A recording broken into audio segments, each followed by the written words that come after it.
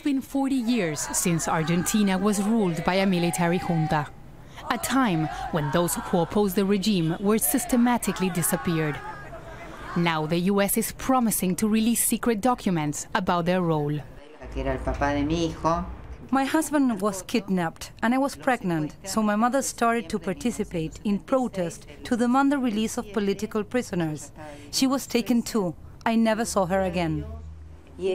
Mabel has been trying to find what happened to her husband and her mother for decades. She says the US has information that would have saved her years of pain. We now know that the US government knew about what was happening. Some bodies were found in 1978.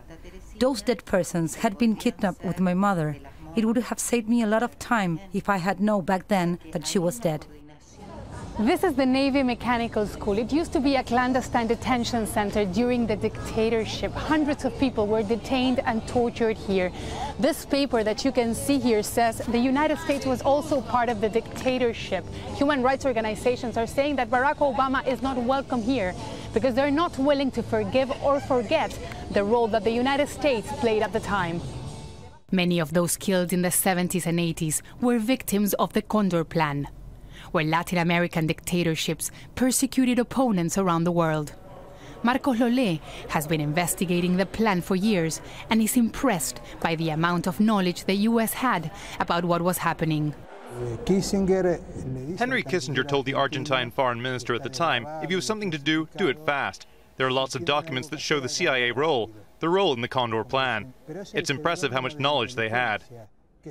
Argentina's human rights secretary says that finding out the truth will help Argentina move forward.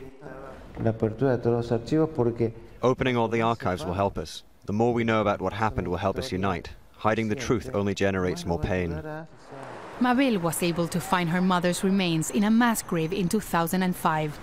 But thousands of others are still wondering what happened to their loved ones. The hope is that the release of new US documents will help find them. Teresa Bo, Al Jazeera, Buenos Aires.